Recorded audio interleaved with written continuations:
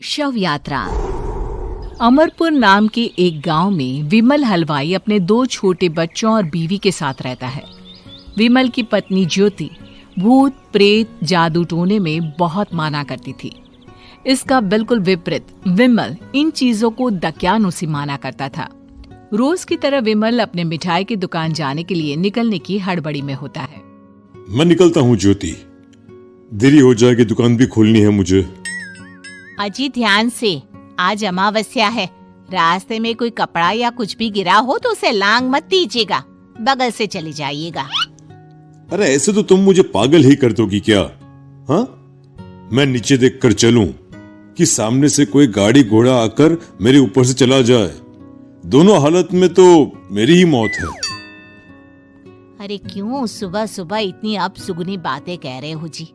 मेरे गांव में तो ऐसा आंखों के सामने होता हुआ देखा है मैंने, इसीलिए कहती हूँ, वरना मुझे क्या, पड़ोसी को तो नहीं कहना चाहती मैं। पति हैं आप मेरे, इसलिए बोल रही हूँ। विमल अपनी मिठाई की दुकान चला जाता है। दुकान पर पहले से ही ग्राहकों की लंबी लाइन लगी हुई थी। ये लो, वहाँ ज्योति अमावस्या को लेकर परेशान है और आज तो हमेशा से ज्यादा ही लंबी लाइन लगी पड़ी है। अच्छी खासी बिक्री होगी आज। विमल दुकान खोलता है। एक के बाद एक ग्राहक उसकी दुकान पर मिठाई ले रहे होते हैं। तभी गांव की एक बूढ़ी औरत विमल से कहती है, जिस तेजी से बिक्री हो रही है, कहीं किसी की नजर ना लग जाए, नींबू मिर्ची टांग ले। अरे क्या चाची तुम भी, ये सब नजर बजर कुछ नहीं होता है। कैसे लोग हैं मेरे आसपास। अपनी दुकान से शाम को विमल हंसते कूदते वापस घर आता है। हाँ, आज तो अच्छी खासी बिक्री हुई है। एक महीने में जितनी बिक्री होती है, एक ही दिन में आज उतने पैसे कमा लिए मैंने। ये तो बहुत अच्छा हुआ जी, आज ही घर की नजर उतारी है मैंने। बिक्री तो अच्छी होनी ही थी। अच्छा, तुम खाना लगा दो, सारा माल बिक चुका है। मुझे शहर जाना होगा, कुछ चीजों की जरूरत पड़ेगी। रात भर मिठाई बनाऊंगा, तब जाकर कल सुबह दुकान खोल पाऊंगा। खाना खाकर विमल शहर जाने के लिए निकल पड़ता है। सुनिए जी, ध्यान से जाइएगा। चौरस्ते पर किसी जादू टोने की चीज पर पैर मत रख दीजिएगा। हे भगवान, हद हो गई ज्योति, ये तो मैं जा रहा हूं। विमल गुस्से से शहर जाने निकल पड़ता है। रात का काला घना अंधेरा, चांद की एक भी किरण ना होने के कारण अंधेरे में कुछ भी देख पाना मुश्किल था। जंगल के बीच के एक अधकच्चे रास्ते से विमल जा रहा होता है। चारों तरफ गुफ अंधेरा और सन्नाटा सुनाई दे रहा था, और सुनाई दे रही थी विमल के पैर के नीचे आ रहे सूखे पत्तों की आवाजें। तभी अचानक दूर से उसे कुछ आवाजें सुनाई देती है। अरे, ये इतनी रात को जंगल के रास्ते कौन जा रहा है? शायद कोई टोली होगी। राम नाम सत्य है, राम नाम सत्य है, राम नाम सत्य है, राम नाम सत्य है। धीरे धीरे आवाज कुछ कुछ सुनाई पड़ती है। आवाज धीरे धीरे और नजदीक आती सी लगती है। विमल देखता है कि उसके सामने से सजी धजी सफेद कपड़े में लिपटी एक अर्थी निकल रही है, जिसके साथ 5 लोग ही थे। 4 आदमियों ने उसे कंधा दिया हुआ था। एक मटका लिए आगे आगे बढ़ रहा था। विमल के बिल्कुल सामने आकर अर्थी रुक जाती है।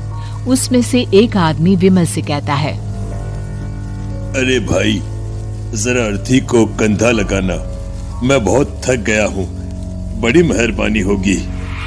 हाँ भाई, कंधा तो मैं लगा दूं, पर रात को 12 बजे ये शव यात्रा, इस समय कौन अर्थी ले जाता है? तभी विमल को ऐसा लगता है कि शव में से आवाज आई, ये आवाज। मजबूरी है भाई, आप कंधा दीजिए, मैं रास्ते में सब बताता हूँ आपको। विमल अर्थी को कंधा दिए चल रहा होता है कि उसे ऐसा लगता है कि हाथ में मटका लिए जो आदमी शव के आगे चल रहा है उसके पैर उल्टे हैं।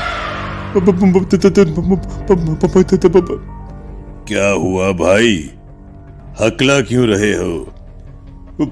वो आपके साथी के पैर उल्टे। विमल अपनी बात पूरी भी नहीं कर पाता कि वो देखता है कि उस आदमी के पैर तो सीधे ही हैं। अरे नहीं, कुछ नहीं, मुझे शायद वहम हुआ होगा। धीरे धीरे सब आगे बढ़ रहे होते हैं। तब विमल को अचानक लगता है मटके में से एक हाथ बाहर आ रहा है। विमल घबरा जाता है। इसके पहले वो कुछ बोल पाता, कल्लू कहता है, मेरा नाम कल्लू है। हम 6 दोस्त थे, जिसमें से एक को तो तुम सोया हुआ देख रहे हो।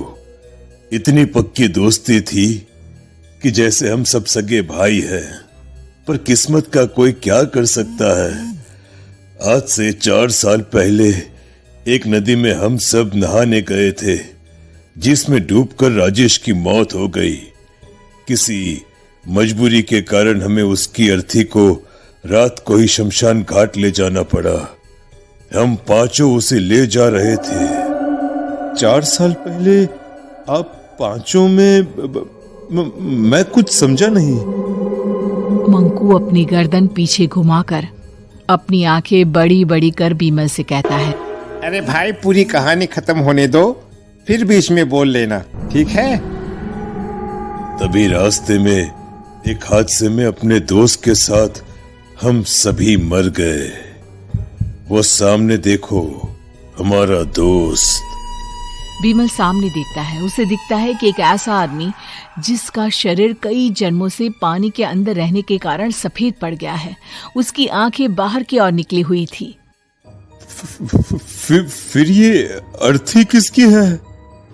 अर्थी के साथ के लोग अर्थी को नीचे रखते हुए एक साथ विमल की ओर देखते हुए कहते हैं, तुम खुद ही देख लो।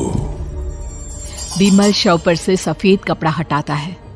शव की जगह खुद को ही देखकर विमल के होश उड़ जाते हैं। वो शव विमल की ही थी। पलक झपकते ही विमल उस अर्थी की जगह पर होता है। 6 के 6 दोस्त उसी तरह अर्थी को उठाकर चलने लग जाते हैं। राम नाम सत्य है। राम नाम सत्य है। वीडियो पसंद आया तो लाइक करें, नहीं तो डिसलाइक करें और हमारे चैनल को प्लीज सब्सक्राइब करें। आगे की वीडियो देखने के लिए मिलते हैं नए वीडियो में। तब तक के लिए जय हिंद।